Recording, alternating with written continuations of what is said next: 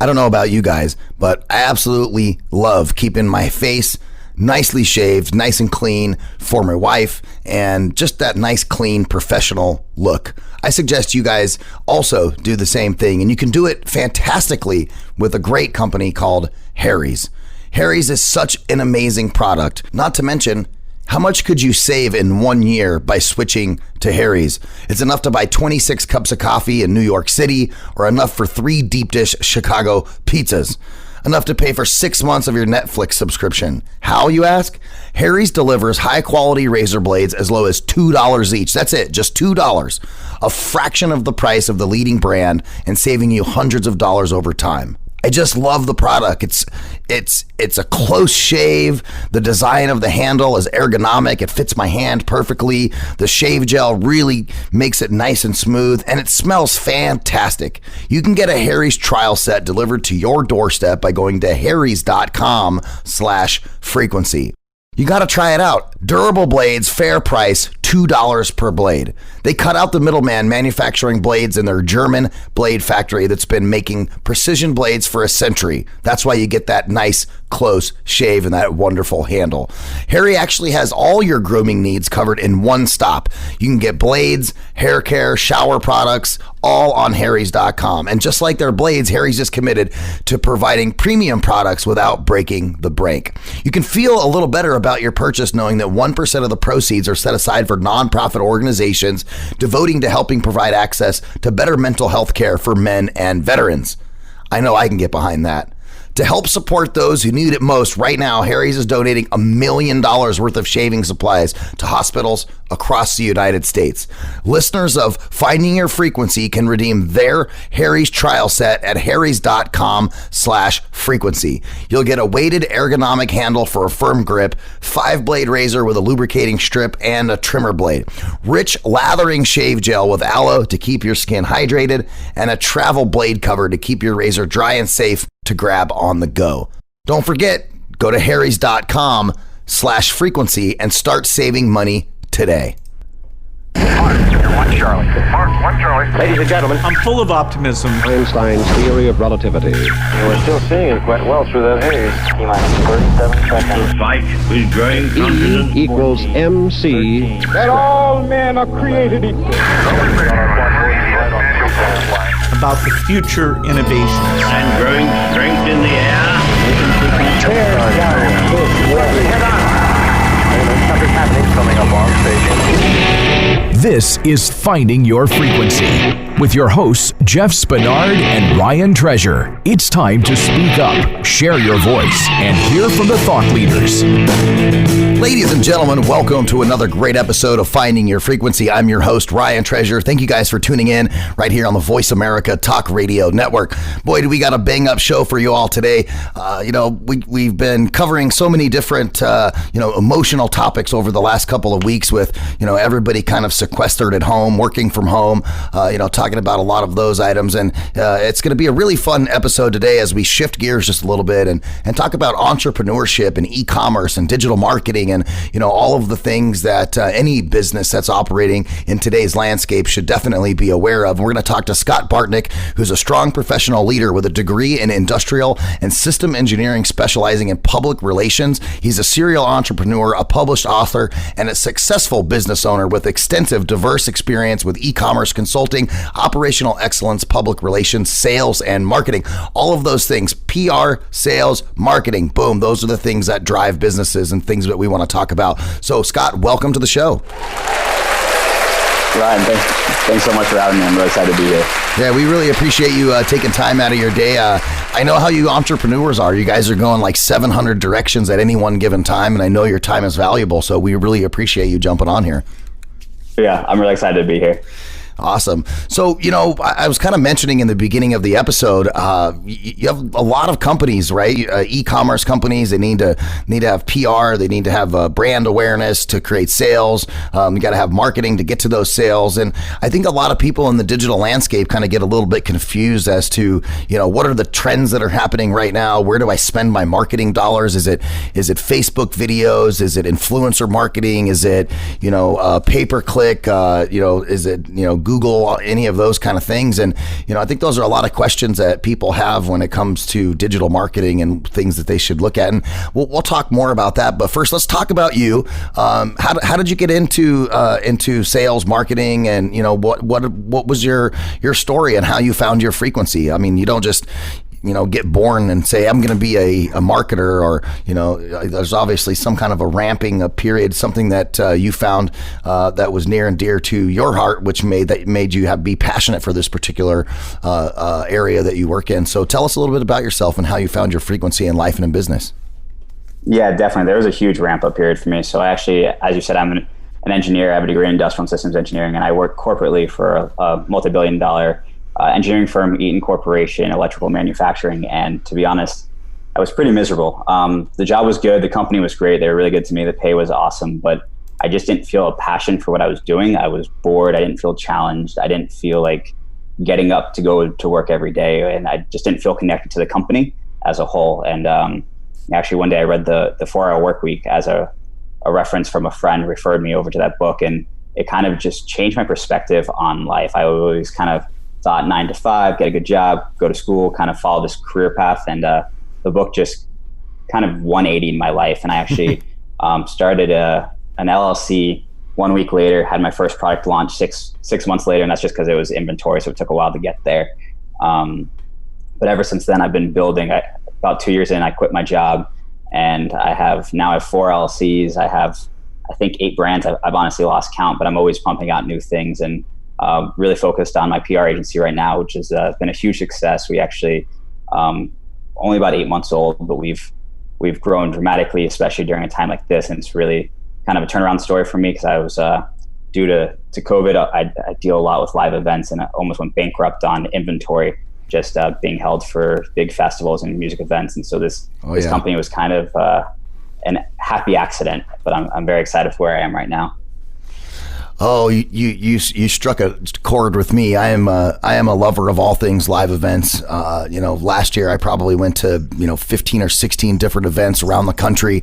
Doing the show. We take the show on the road, right? And we go to different places that are filled with great authors and speakers and folks, entrepreneurs like yourself. And we get in there and do masterminds with those folks and all that. And yeah, it's been a really weird experience for 2020, not having that outlet of live events. Being in the broadcast industry for so long too, we are usually invited to do broadcasting at the Advanced Advertising Pavilion at the National Association of Broadcasters event that happens for a week every year in Las Vegas with almost 1 million attendees. It's a great thing for our company and our brand, and and we haven't been able to do that. It's so difficult now with all this COVID stuff going on to get in front of potential customers, because everybody's at home or working remotely, and the whole idea of networking in person has just been kind of chucked out the window. Yeah, the landscape has changed hugely. I mean, like I said, I was selling into the live event space, and it's gone. That whole revenue source was gone. And so finding a new way to connect with customers, finding a new potential service, it's just been a crazy year. And I think it's been that way for most people. Just all companies are being flipped upside down, and the smaller limbo ones are finding ways to succeed or getting shut down. Yeah, no, that's definitely been the case too for us here at Voice America. We've had to, kind of take a few steps back and pivot for our live events inventory, and how can we still do events but do them remotely? So of course we've come up with some really cool ways where we're simulcasting live radio shows. That's also a webinar. That's also on YouTube or Facebook live stream simultaneously, but still, being able to do some data capture with people signing up for those webinars, and kind of trying to do digital experiences in that space and bring something to the table that's new and fun and unique, but at the same time, allow our people to still connect in a manner where they can, have some synergies, and it's been definitely challenging. What are you seeing in the landscape of being an entrepreneur? I'm sure you're coming up with many ideas on how to get in front of new people. What are kind of the challenges that you guys are dealing with now, and how are you overcoming those?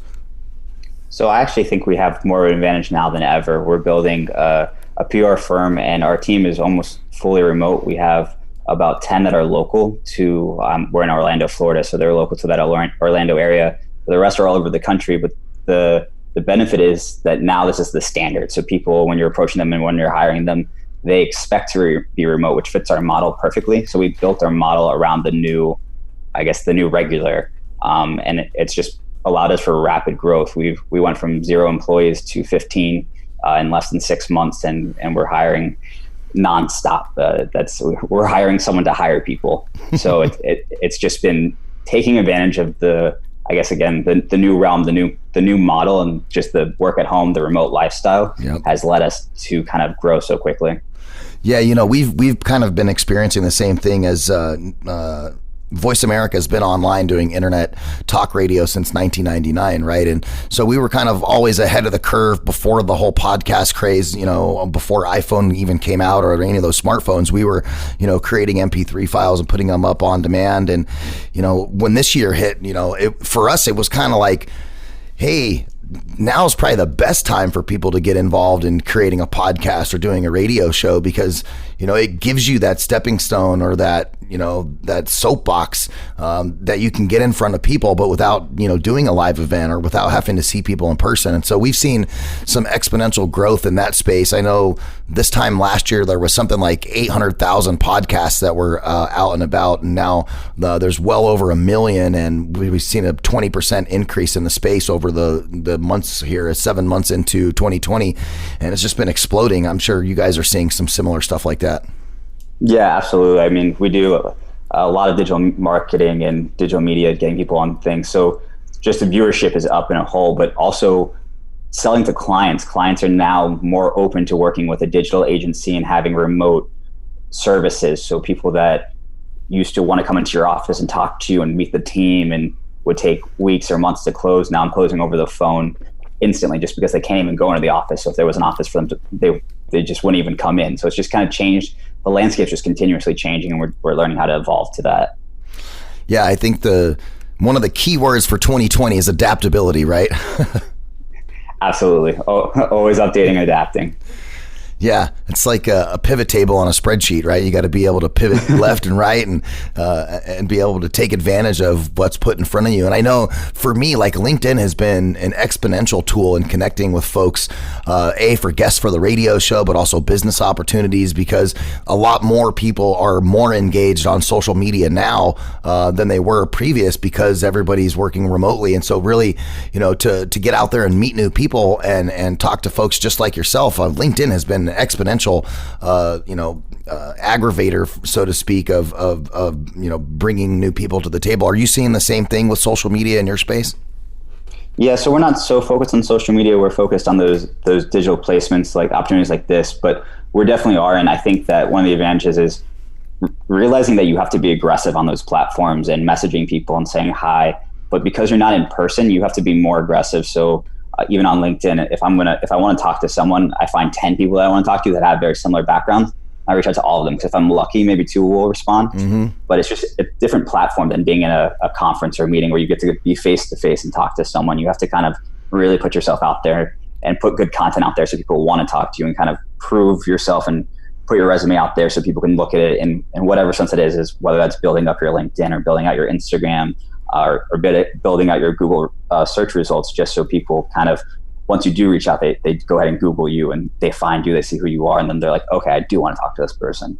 Yeah, that's an interesting take. Some stuff that I've kind of been seeing where content-based marketing has been huge over the last 7, 8, 12 months, because you have all of these people who are looking to get in front of people. You don't have the live events like you were saying. And then it's also, not good business practice to go into a sales pitch to somebody on LinkedIn, like right when you guys first connect. You have to kind of build the relationship and showcase your value, right? That's kind of one of the challenging things in the space right now. Yeah, definitely. I mean, sharing good content is one of the best ways to do that, especially on LinkedIn, is making sure you're writing or you're sharing good articles, just trying to give back value in any way. With the PR agency, a lot of times what we'll do is we'll get our clients to be guest writers on different platforms, and we tell them, like, hey, no marketing here, absolutely no marketing. Your goal is literally just to give back to the community. So if you're in tech, you're in the SaaS service, give your top 10 tips. Same as me here, is I'm hoping I can teach someone something to give them an idea and get them started on their journey.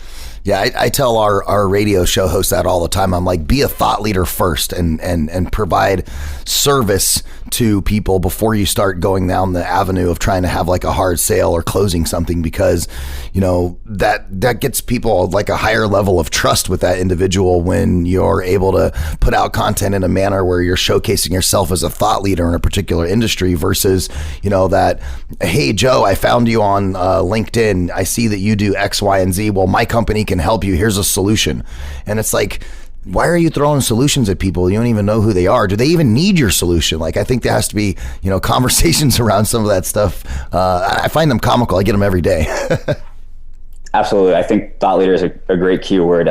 We push a lot of our clients into positioning to give back. I mean, even in YouTube, the better channels are helping people. They're guiding. There's no more hard selling.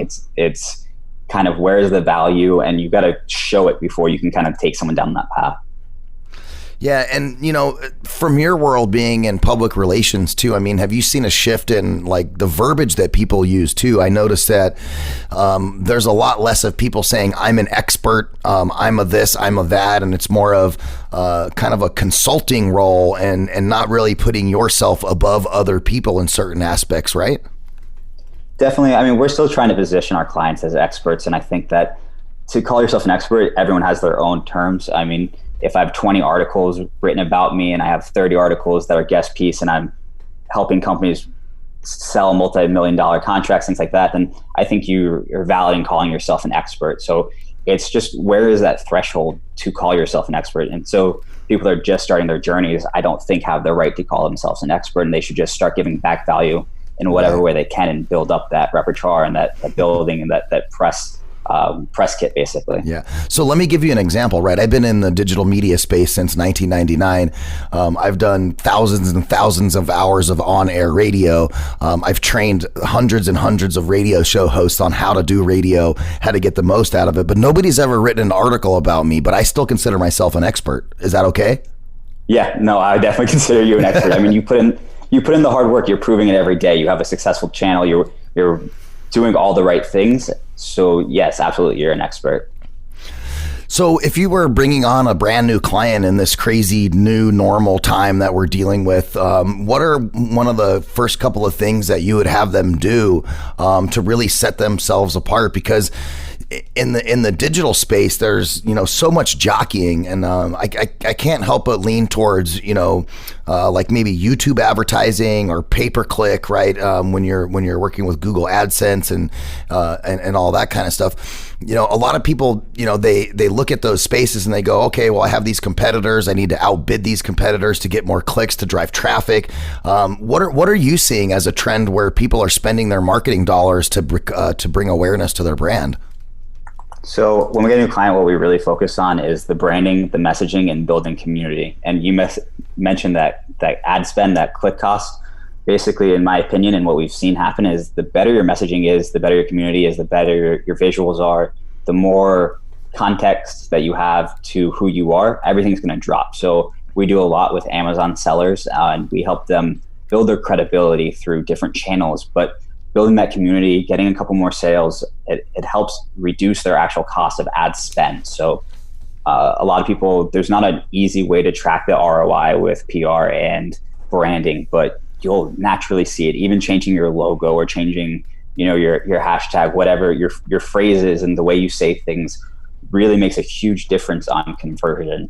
And so that's going to drop all your ad spend so much. And so people that aren't profitable, we're going to tell them, stop running ads. Let's figure out a way to get your messaging out so you're hitting your community and you're building community around your product before you're even running ads. Are you having trouble finding hand sanitizer? Well, Spa Treat has you covered. There's no need to go searching high and low. Just visit spatreatofficial.com and place your order on their easy-to-use website. On schedule delivery. One of the great things about this product, Spa Treat Fulfillment Team is working around the clock to provide people hand sanitizer during this time of need and get your order to you as quickly as possible, even faster than Amazon. Spa Spa Treat also has the lowest price of any of its competitors. Spa Treat has 62% alcohol content, and the FDA recommends between 60 to 80 for maximum protection. This one has 62 because it doesn't dry your hands out. I use this stuff every single day. It is fantastic. It's got certified organic extracts with the ingredients in that hand sanitizer that are of the highest quality, and they're designed to leave your hands smelling and feeling fresh while protecting you at the same time. The best part, there's no tricky residue left over.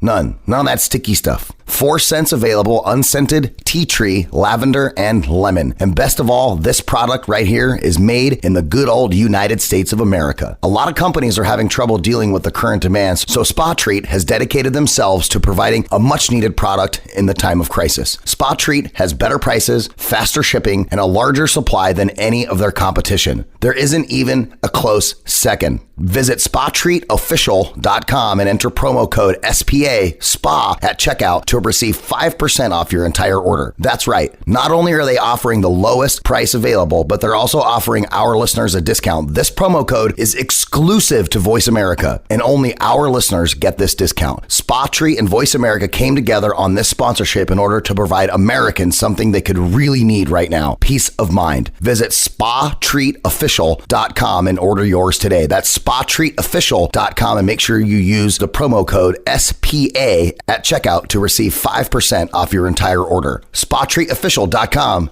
Get your awesome hand sanitizer. When I'm providing consultation services in that space too, I'm always telling people, like, we've got to make sure that you're getting some organic traffic to whatever you're doing first before we start looking at paid. Because if you don't have your website set up in a manner where you can, bring in some leads or bring in some interested parties with organic, then you're going to have a hard time when you start doing paid.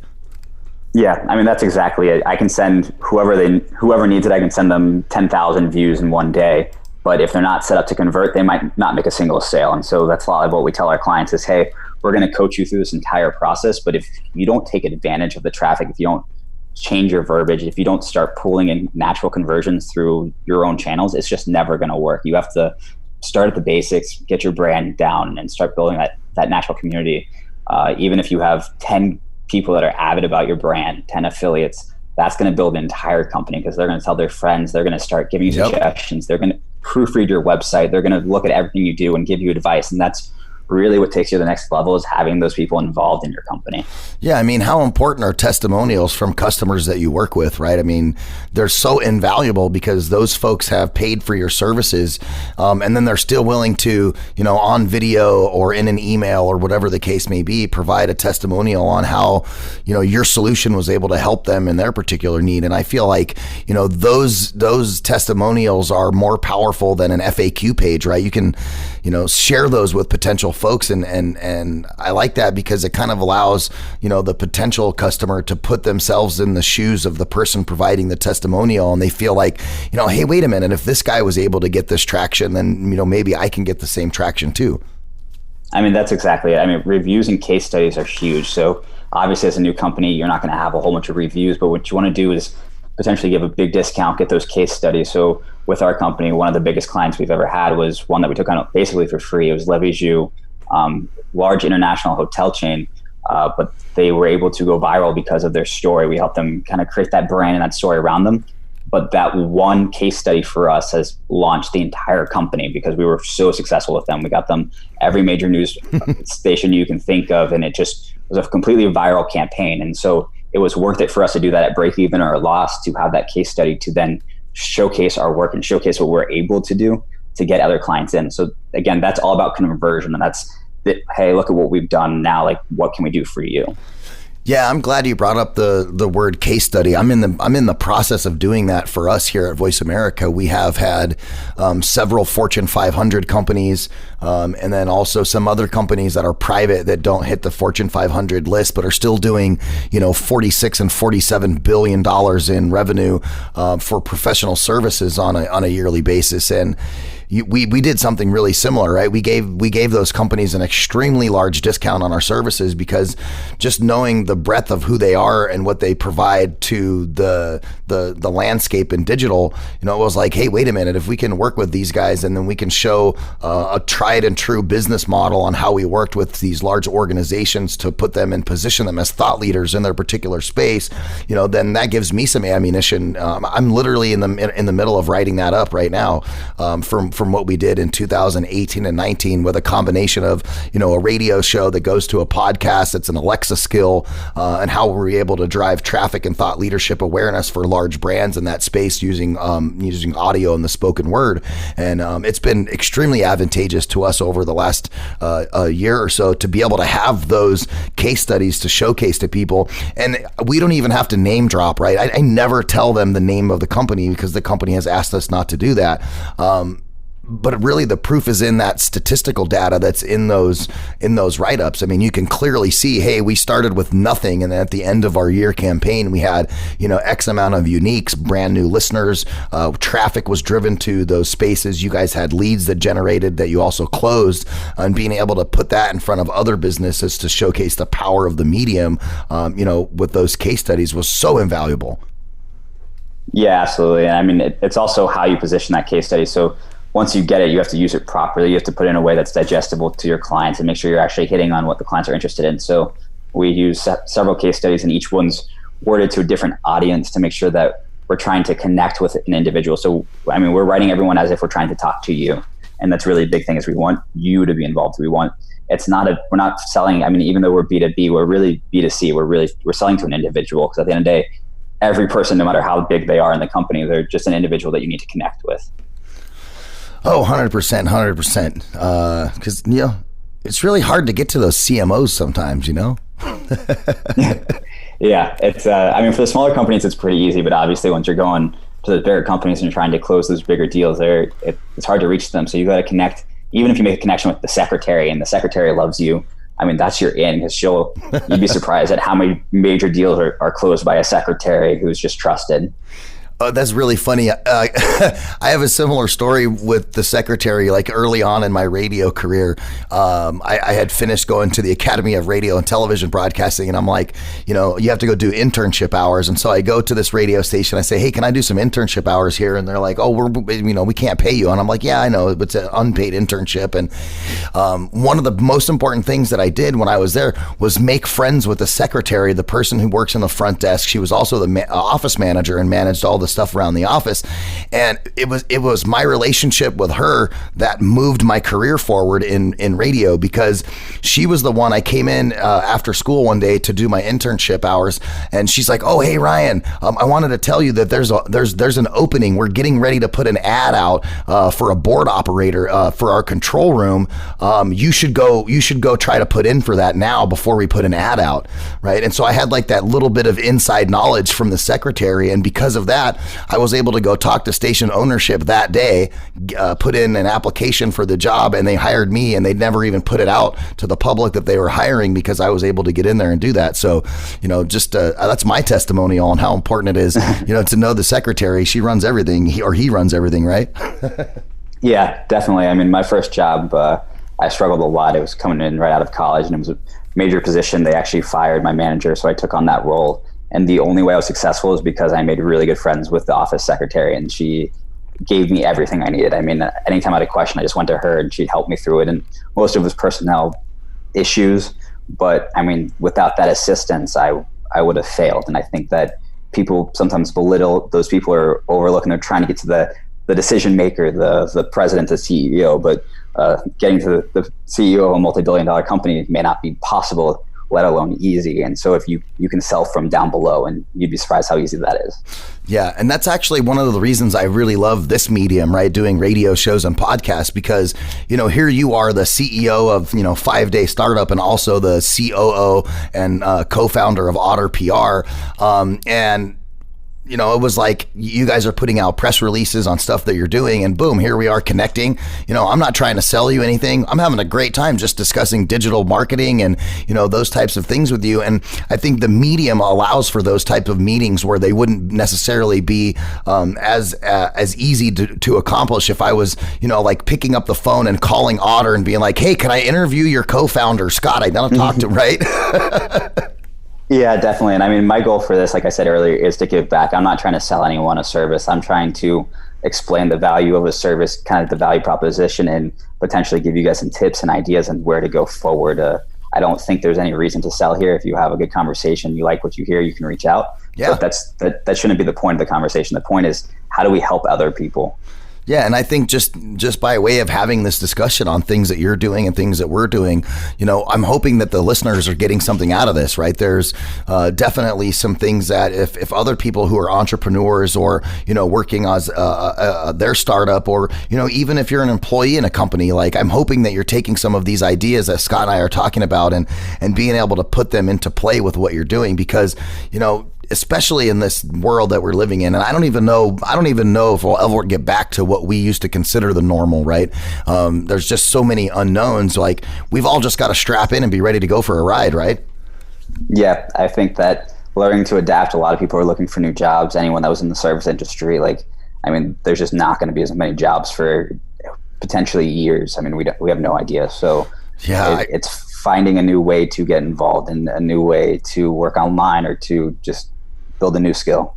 Yeah, I know airlines are getting hit like crazy. I was on my way into the studio this morning and I'm listening to, American Airlines is a Fortune 500 company, like number 124 or something on Fortune's 500 top list at, somewhere in the neighborhood of 50 or 60 billion dollars. And, they're going to take a hit to the tune of 50% of their entire revenue, which is going to cause them to lay off 30,000 people that have been working for the airline. And so that's a perfect example of, an industry that's been so hard hit with all of the COVID stuff that, those folks, we're going to have 30,000 people looking for jobs from that space that were either pilots, flight attendants, mechanics, whatever it is, come October of 2020. And there's, I think, a lot of opportunity for those folks to retool their skill set in a manner where they can be of service in, some of these other areas of life. Yeah. I mean, when I started my first job, energy wasn't doing so well, and I was in the energy field, and I saw a bunch of people getting laid off, and I saw my benefits get cut. Even year one, I lost a large chunk of benefits. And that was really what got me started on this mission. Is I don't want to be reliant on anyone else. I have no problem working for someone else, working on a contract, but I want to always have multiple streams of revenue. I want to have different processes. And I want to be relatively independent in the sense that if I get fired or I lose 2 revenue streams or 3 revenue streams, I still have 1. And that's kind of what happened to me this year. Is I lost all my revenue streams. I had 1 left that was hanging on, and it was just enough to eat. And almost went bankrupt with all the live events being shut down, but managed to start art PR and kind of build from there. But just the ability to continue to take hits, but also be so versed in different skills and kind of understand where the landscape is going has really helped me out. Yeah, and I think that's one of the things that I really like about people that are entrepreneurs in just kind of in a nutshell, right? They're so adaptable and diverse, and not afraid to go get your hands dirty, or say, I need to accomplish something. I may not know how to do that, but I'm going to go learn how to do that so that way I can do it, because I'm kind of the same way as you. I don't want to rely on anybody for anything. I want to be able to go do it all on my own. And I've got like 16 degrees from YouTube University, I'm telling you. Yeah, I mean, if you're not willing to fail, then you shouldn't be an entrepreneur, because I'm telling you, we fail every day. Every day is a new challenge, but the willingness to fail teaches you. Each failure was a lesson. I never call it a failure. I just call it a lesson. I was like, oh, that's a big lesson. And you use that next time, and you do everything in your power not to make that mistake again, and actually ideally make your business and your next business bigger and better. You guys have to check out this new service that I'm playing around with called Issue. It is totally amazing. You live to create, but you don't live to worry over the last nitpicky details involved in putting final touches on contact. You got to do what you do best and let Issue handle the rest. If you're a creative, you know the drill. You're finally done editing. It's perfect. Now you just need format and reformat for every single platform. With Issue, make it once, and it's ready to post everywhere. Seriously, Issue is the all-in-one platform to create and distribute beautiful digital publications, from brochures to magazines and sales collateral. It's perfect for creators, marketers, designers, educators, publishers, salespeople, or just anyone that wants to make eye-catching content that can be distributed on multiple platforms. Issue makes it really simple. Just upload the PDFs and files, and Issue transforms them using your vision and customizable templates to create the content you want. With Issue, you just create it one time and distribute it everywhere. Everything is optimized to post on your website,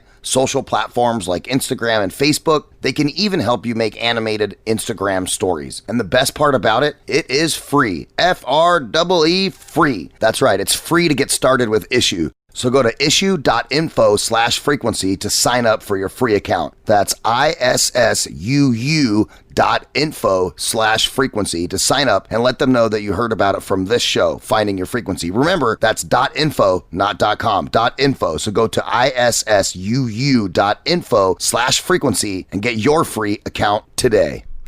Well, I did an interview with a guy earlier this year, and he ended up selling his third or fourth company for like $100 million to Microsoft. And what was interesting is he had failed with 3 other businesses before that, and it was the fourth business that finally took hold. He started it in his garage, kind of like a Steve Jobs story. Started it in his garage, and moved his way through the digital software landscape, and then ultimately his company was purchased by Microsoft for $100 million. And what was funny is, as I'm doing the interview with him, and I asked him, I'm like, well, if I got $100 million, I'm probably going to retire. And he's like, no, I can't retire. I'll be bored, And so then he started a consultancy agency around the digital software space to consult other companies in getting to the place where he got that company. And that's what he does. There's a podcast around all of it. And, even though he's got $100 million in his pocket, he's still giving back to the community in digital software, trying to help people to get to the same space that he was. And I just thought that was like so admirable of him to be able to do that, because I can honestly tell you, I don't know if I'd be able to do that if I had $100 million in my pocket. I think it's the mindset of a true entrepreneur. Is we're always hustling, we're always working, we're always trying to drive for something new, whether that's building financial wealth or building independence or kind of helping other people. But it's that continued. I was actually having this conversation with my business partner the other day. I was like, we're doing better. I have more money than I need to live. Like, what is the point where we stop working? And we both agreed that it would be never. It's a passion. So we're trying to build something, and there's a lot of people out there that are just trying to get back to a community, but they're doing it in a way that adds value to their life as well. Yeah, I have to retract what I said earlier. It was $100 million. It wasn't to Microsoft. It was to Sage, the software company Sage. And so if you get a chance to look up Mitch Russo, he co-founded Time Slips Corporation, which was the first company to do time tracking software online. And then in '94 was when he sold Time Slips to Sage for $100 million. Crazy. That is a crazy story. Yeah, and I'm sure you know who Sage is. They're one of the largest software companies in the world. I think they're just right neck and neck with SAP. Okay. Yeah, so just great story, and definitely if you get a chance to look him up, I mean, it's such an interesting guy. He's got a podcast as well where he talks about a lot of these things.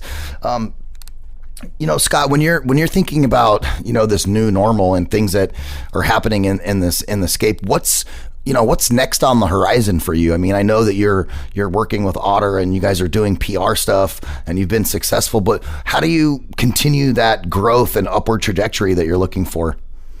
Yeah, of course. So I'll be 100% invested in Otter for the next probably 2 years with a goal to eventually sell it. I mean, we want to build an outstanding service that really helps people. And I think that's the cool thing about PR and we really have the opportunity to get really involved with the clients. And our goal has always been to provide the best service. We're actually unique in a stance that we're month to month. There's no contracts. And that's because when we tell our clients this, we want to earn your business every month. I want to show you that ROI from day one, why you're working with us. And I think that every company should be run that way. And that's one of the frustrations with other digital media companies is they make you sign 6 months, a year contract, crazy rates, and they provide little to no value. And I actually was taken advantage of in a digital marketing agency, kind of took me for a lot with no return.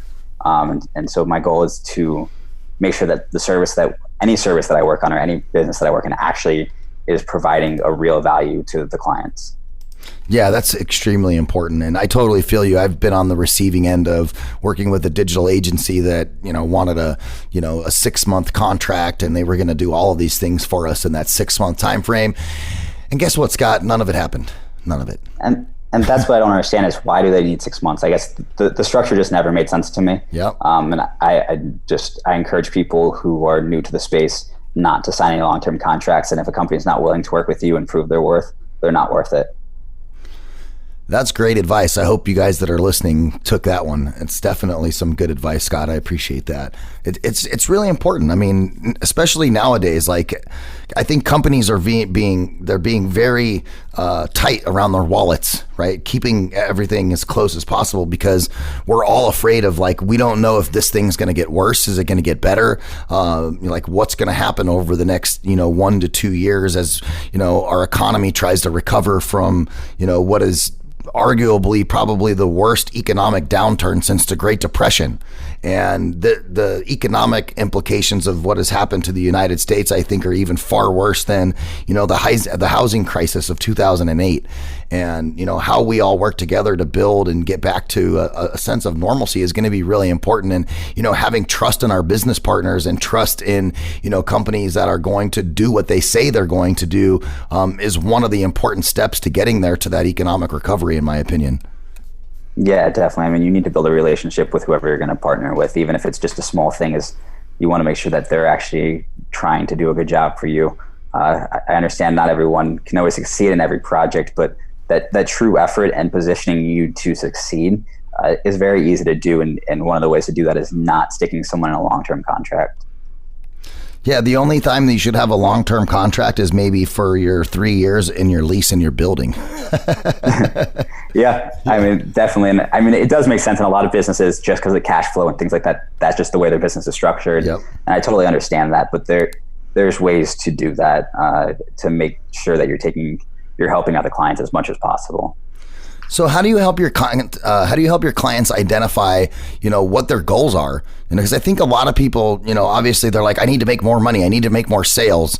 But that's probably the answer for 90% of the people that are looking for, PR is to amplify their brand and to make more money or more sales. But is that really where it starts? So we usually don't sell anyone on ROI directly from sales. Our goal is to build your credibility, build your community, and kind of increase your conversion rate with that trust.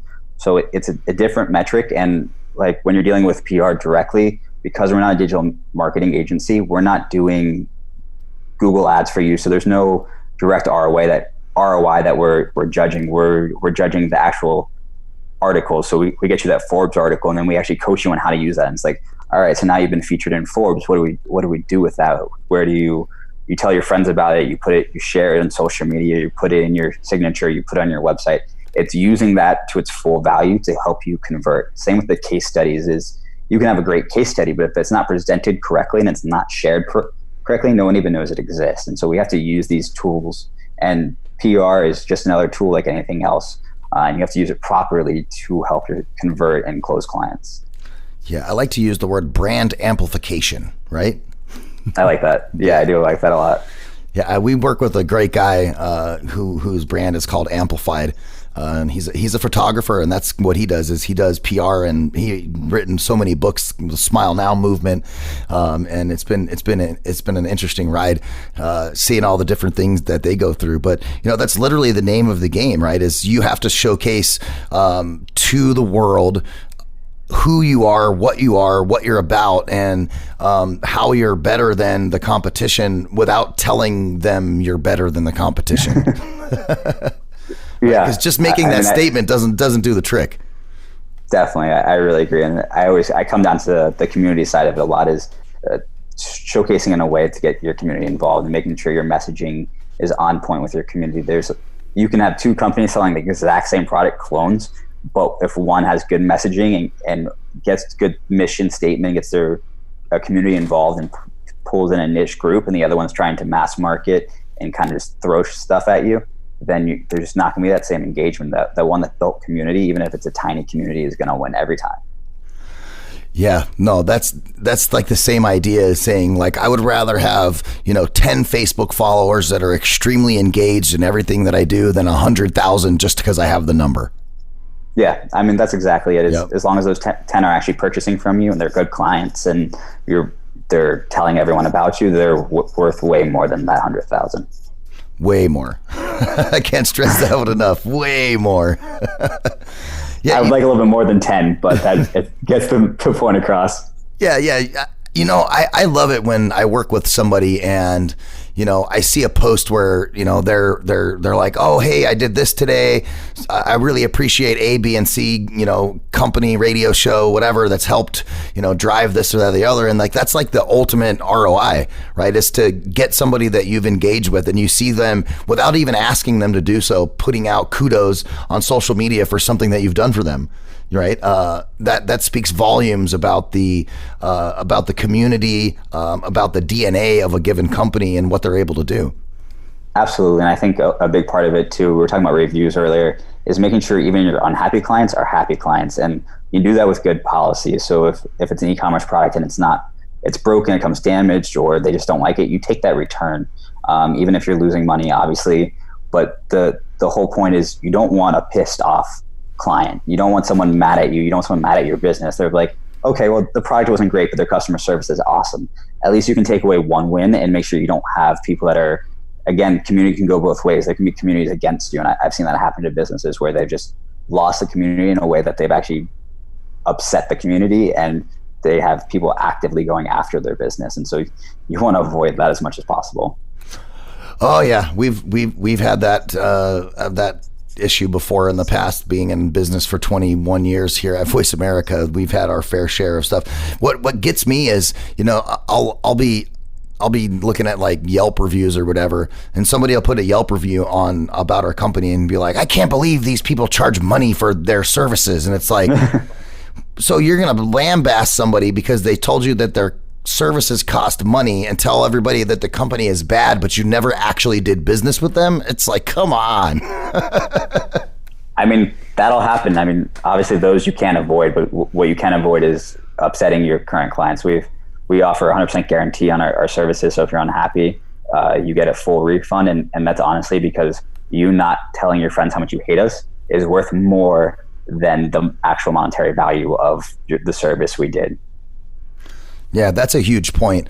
So I'm on Facebook a lot, and I'm scrolling through, and I'm a car guy. I love cars and motorcycles and stuff. And so I've been like trying to find this, like the best spray on ceramic coating for my truck and my motorcycle. And I'm going through, and I actually eventually bought something from ads that I had seen on Facebook. And the only reason I bought this product over the other 5 products that are on there is because their messaging, the first thing the guy says when he comes into the advertisement is, if you don't like this product, send it back to me and we'll give you your money back. Guaranteed, no questions asked. We don't care. Right. And so that was what made me purchase that product, because the other products, as much as they were very similar in how they worked, right, none of the other people told me as the consumer that if I don't like this, I can get my money back. Right. And so hearing that from them, that they have a guarantee money back policy if you're not happy, was like the difference between me making the purchase and not making the purchase. And the reason why I went with that product over the 4 or 5 other popular products that are in the same space. I mean, that's very important. Yeah, I mean, if you think about Amazon, if you have a customer issue, if your product doesn't arrive on time, anything like that, they're going to take it back instantly. There's no questions. It's pretty much automatic. I think it's automatic for everyone. You just go click return, you get a form, you do return it, and it's because they know that the money that they've lost there isn't worth the fight. And it builds that customer relationship, because now I had such an easy time returning it, I'm going to start buying everything there just because it's an easy process. It's convenient for me, and there's no fight on either side. Funny story. My wife and I, we live here in Phoenix, right? And so like in the springtime in Phoenix, we get really nice temperatures, but with really nice temperatures, and we live in a community that's just outside of Phoenix, where, like a mile from our house is some dairy farms. And so sometimes we get like a fly issue, like flies are flying around all over. And so my wife goes on to Amazon and she orders 2 bug zappers to order them. They come in the mail. It was like a 2-pack, right? They come in the same box, same everything. They come in the mail. We hook them up. One works, the other one doesn't. So I'm not a big fan of chat, right, on like Amazon returns. So I just called Amazon, right, and they literally answer their phone in one ring every time. It's amazing. I don't know how they do that, but so I'm talking to the gentleman, and and I'm like, look, let me lay out my scenario here. I'm not supposed to leave the house because we're on a like stay at home order, right? I'm not supposed to go out and about. I don't really feel like driving over to an Amazon locker, a UPS store, or anything like that because I'm trying to keep my family safe and all that stuff. And here's my problem: I got a bug zapper. One worked, the other one didn't. What do you want to do? And you know what he said? He said, "Oh, don't worry about it. Keep both of them. I'll send you a new pair right now." Yeah, right? I mean that's the advantage. And another cool thing is you can actually, a lot of people don't realize this, you can message the seller directly instead of Amazon. A lot of times the seller will even give you better terms on the return. So I had a product that just completely didn't work. And so I messaged the seller and I was like, hey, your product's defective. And he's like, I'm so sorry, I'm going to refund you fully. And I'm also giving you a $10 credit to Amazon. And so it's really about that customer service. Again, they're trying to avoid, they're basically giving me $10 to make sure that I don't, or at least hope that I don't leave them a negative review. And of course I didn't, because that's just amazing customer service. If they're going to back their product that well, then how could I say anything bad? Because at least the company really values the customer. Yeah, no, that's and I think that's the point right there. The company values the customer. I think if a lot of companies who do business keep that front of mind when they're doing business, and maintain that relationship and remember that your business doesn't exist without those customers.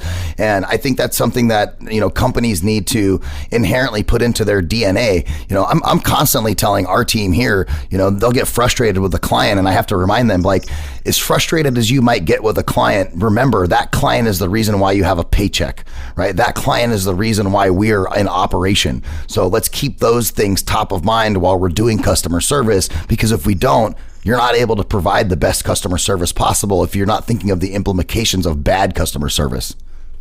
For sure. But I mean, as an entrepreneur, I'll still walk away from clients. I'll fire clients, but I do it in the best way possible.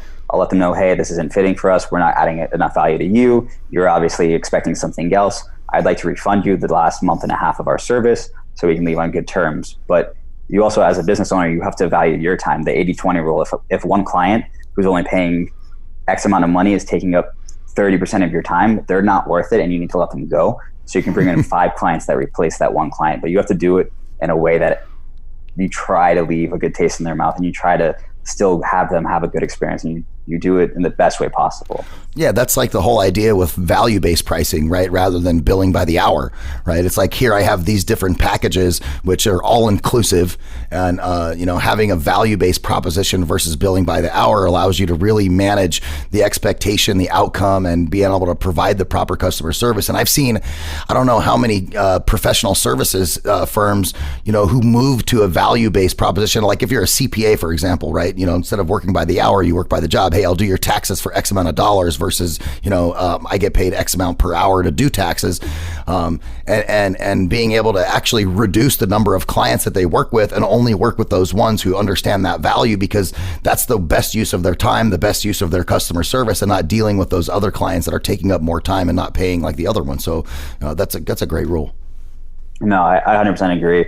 I changed my model. We used to be hourly at the very beginning, and we switched to the value. It's just a set fee, and it's just a better package on everyone's side. There's no like communicating on the charges. It's just, hey, this is what you pay per month. We're gonna kill it for you, and everyone's gonna win. Versus me sitting there with a time clock, like clocking it in, and then did he actually spend that time? Because you don't know, they're not working there.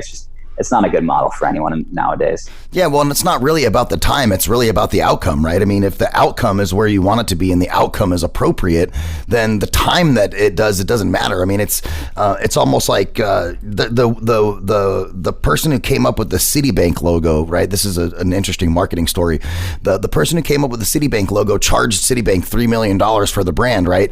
And the CEO of Citibank, back when this was happening, went to the agency and was like, we just gave you like the spec for this like 2 days ago. How can you already, have a brand and an idea of what we're supposed to do to branding for Citibank, and the designer and CEO of the particular company went back to Citibank and say, look, you didn't pay me for time. You paid me for outcome, right? It's taken me 30 years of experience to be able to provide this outcome in a 3-day turnaround. So that's why it costs that much money, not the amount of time that I put in, because I've already put in 30 years. That 30 years is how I was able to get this to you as quickly as possible. And I think a lot of people lose sight of that idea. That's a cool story. I'm looking at the city logo right now. I didn't know that. It got sketched on a napkin in a bar by the CEO of the digital marketing agency, who was out of town. Right? They sent the portfolio to her via email. Her assistant picks her up from the airport, takes her. She says, "Hey, you know what? I've been traveling all day. I'd really love to go get some dinner and a drink. Why don't you come with me?" They're sitting there at the bar. She gives the portfolio to the designer, who happened to also be the CEO of the company, and right there she sketches out the city logo on a napkin, and boom, there it was. And they were like, how you charge us $3 million for a napkin drawing? Yeah, no, I mean, that makes sense. You have the experience, and that's the value of hiring the right people, is they're going to get the job done correctly. So you look at their track record, and we mentioned the reviews, the case studies, whatever it is, to prove that they can do that for you.